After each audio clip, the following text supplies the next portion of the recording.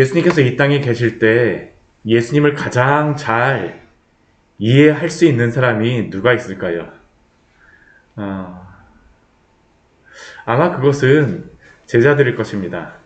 3년 동안 예수님 옆에서 예수님의 말씀을 듣고 3년 동안 하신 그러한 예수님의 그러한 행적들을 보았던 제자들이야말로 예수님을 가장 잘 이해할 수 있는 사람이라고 할 수 있습니다. 그런데 우리가 사복음서를 보다 보면 또 예수님을 가장 또 이해를 못하는 사람 같이 보이는 사람들이 바로 이 제자들입니다. 오늘 말씀이 바로 그 말씀이죠. 오늘 말씀을 읽다 보면 계속 반복되는 그러한 말씀 가운데 도대체 이게 무슨 말씀인가 라는 그러한 생각이 우리도 들기도 합니다. 여기에 보면 예수님께서 조금 있으면 제자들도 조금 있으면 이라고 반복을 합니다. 먼저 예수님께서 오늘 16절 말씀 보면 조금 있으면 너희가 나를 보지 못하겠고 또 조금 있으면 나를 보리라 라고 예수님께서 말씀하셨습니다. 그러니까 제자들이 예수님의 말씀을 듣자 서로 도대체 이게 무슨 말이냐 하면서 의논하기 시작하는 겁니다. 갑론을박이 그 안에서 막 벌어졌겠죠. 예수님은 저쪽에 계시고 자기들끼리 도대체 예수님이 무슨 의미로 이걸 말씀하시는 것이냐. 17절서부터 19절 18절까지의 말씀을 보면 바로 이 제자들이 하는 그러한 질문입니다. 아니 조금 있으면 나를 보지 못하겠고 또 조금 있으면 나를 보리라 하시는데 그리고 또 더군다나 아버지께로 간다라고 말씀하시는 것이 무슨 말씀이냐. 알 것 같으면서도 모를 것 같은 예수님의 말씀. 또 더군다나 조금 있으면이라고 하는 이 의미 자체가 무엇이냐라고 지금 서로 간에 이야기를 합니다. 그런데 이렇게 아무리 이야기해도 공부 못하는 학생들이 아무리 공부를 수학 문제 풀다가 잘 모르게 되면 아무리 서로 이야기해봐야 답도 잘 안 나오는 것 같이 제자들이 바로 그런 겁니다. 조금 있으면 하면서 서로 이야기하지만 서로 무슨 의미인지 알 수 없습니다. 그러자 나중에 18절 말씀 보면 무슨 말씀이냐 무슨 말씀을 하시는지 알지 못하겠노라 하면서 그냥 아예 잘 모르겠다라고 그냥 그들이 이야기를 합니다. 그때 예수님께서 이들에게 다시 한번 말씀하십니다. 너희가 내 말을 들으면서 조금 있으면이라고 하고 나를 보지 못하겠고 또 조금 있으면 나를 보리라 하는 그러한 말 때문에 너희가 서로 의논하느냐. 예수님은 그들이 무슨 이야기를 하는지 다 알고 계셨습니다. 모르시는 게 아니고요. 예수님은 다 알고 계셨습니다. 제자들은 예수님을 모르고 있지만 예수님은 그들을 다 알고 계세요. 그리고 그들에게 말씀하셨던 우리 16절에 말씀하셨던 그 의미가 무엇인지를 20절 말씀에서 이렇게 말씀하십니다. 같이 한번 읽어볼까요? 내가 진실로 너희에게 이르노니 너희는 곡하고 애통하겠으나 세상은 기뻐하리라. 너희는 근심하겠으나 너희 근심이 도리어 기쁨이 되리라. 이것이 바로 조금 있으면 너희가 나를 보지 못하겠고 조금 있으면 나를 보리라 라는 그러한 의미입니다. 더군다나 이 말씀 대답을 하실 때 진실로 라고 말씀하시죠. 아멘 예수님께서 말씀하시는 겁니다. 반드시 이 말씀이 성취될 것이라는 겁니다. 그 의미가 무엇입니까? 조금 있으면 이제 예수님은 십자가에 달리셔서 죽으실 거라는 그러한 의미입니다. 조금 있으면 너희는 곡하고 애통할 것이다. 예수님이 십자가에 달려 죽으실 때에 제자들은 근심하고 또한 곡하고 애통하겠으나 그러나 세상에 예수님을 십자가에 못 박았던 사람들은 세상은 기뻐할 것입니다. 왜냐하면 이 대제사장들과 종교 지도자들이 예수님을 못 받고 나서 우리가 원하는 대로 나사렛 그 예수를 십자가에 못 박았다. 분명히 이 사람은 하나님께 저주를 받아 나무에서 신명기 말씀과 같이 죽은 것이다. 우리가 승리했어. 유대교여 영원하라. 이들의 승리의 그러한 기쁨의 도취가 바로 세상은 기뻐하리라는 겁니다.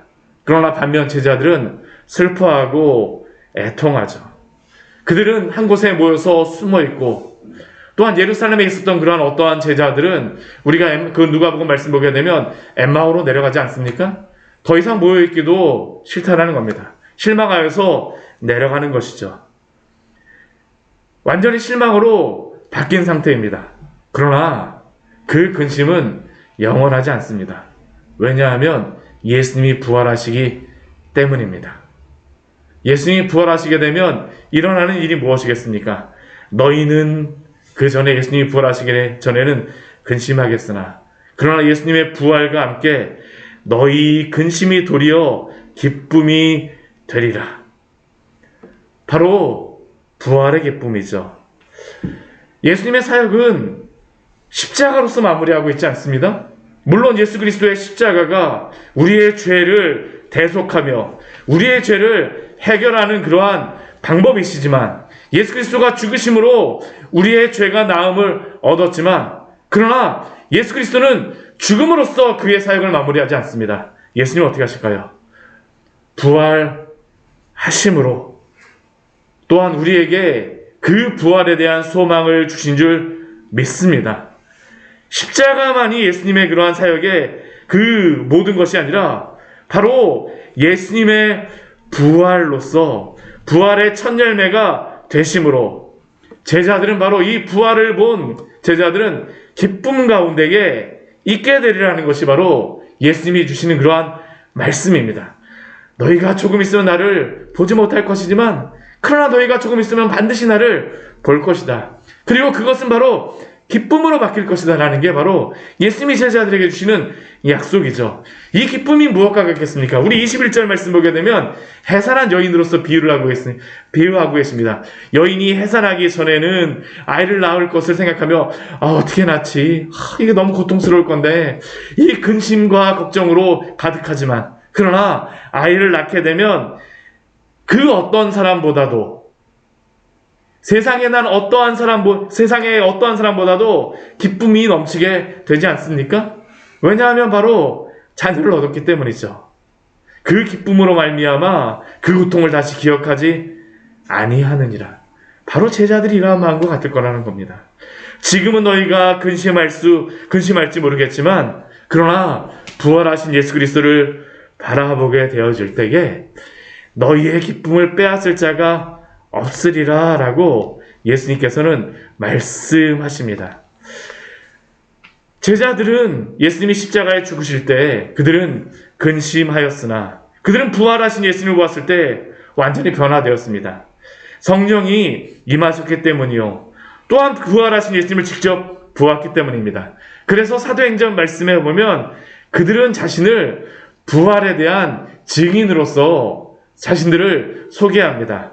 사도들이 큰 권능으로 주 예수의 부활을 증언하니 무리가 큰 은혜를 받아. 더 이상 제자들은 예수님이 부활하신 후에는 골방에 숨어 있을 필요가 없었습니다. 왜냐하면 그들은 부활의 증인이 되었기 때문입니다. 복음을 전하기 위하여서 이것저것에 다녔습니다. 바로 예수 그리스도의 부활을 보며 자신들의 부활이 예수 그리스도 안에서 있을 것을 믿었기 때문입니다. 우리는 이번 주 이은성 우리 성도의 장례식을 함께 하였습니다. 우리가 죽음이라고 하는 이 진지한 상황에 대하게 되게 되면 누구도 이 죽음 앞에서 진지해지지 않을 수 없습니다. 그러나 우리가 이 죽음의 문제 앞에서도 소망을 가질 수 있는 이유가 무엇입니까? 그것은 바로 예수님을 믿는 자들에게는 나는 부활이요 생명이니 나를 믿는 자는 죽어도 살겠고 라고 하는 이 약속의 말씀 아닙니까? 우리의 인생은 비록 이 땅 가운데의 흙으로 돌아간다 할지라도 그러나 그것은 바로 영원하신 하나님께로 돌아가는 것인 줄 믿습니다. 이것이 근심과 눈물 가운데에서도 기쁨을 갖고 소망할 수 있는 이유입니다. 그러나 주님께서는 이렇게 부활의 소망을 가진 자들에게 또 다른 소망을 오늘 말씀을 보면 한 가지를 더 주세요. 힘을 얻을 수 있는 한 가지의 방법을 또 주십니다. 그게 무엇일까요? 기도입니다. 기도. 오늘 23절과 24절 말씀 보게 되면 그것을 말씀하여 주시죠.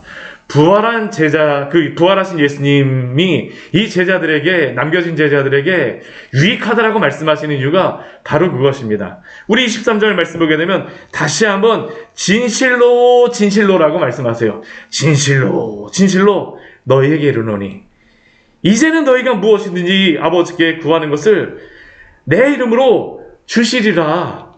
지금까지 너희가 내 이름으로 아무것도 구하지 아니하였으나 구하라. 그리하면 받으리니 너희의 기쁨이 충만하리라 라고 약속하십니다. 이 얼마나 놀라운 약속입니까? 이제 부활하신 예수님 승천하셔서 하나님 우편에 계실 때에 우리들이 예수님에게 기도하게 되면 예수님께서 그 기도를 들으시고 응답하여 주시겠다라고 우리에게 약속하여 주시는 것입니다. 그렇기에 우리는 이제는 어떻게 살아가야 될까요? 기도하는 성도로서 살아가는 겁니다. 부활하신 예수 그리스도를 믿는 사람들은 기도하면서 주님께서 내 기도를 들으시고 응답하여 주시겠다라고 약속하여 주셨기 때문입니다. 사랑하는 성도 여러분, 그렇게 부활신앙으로 살아가십시오. 기도하십시오. 우리의 기쁨이 충만할 것입니다.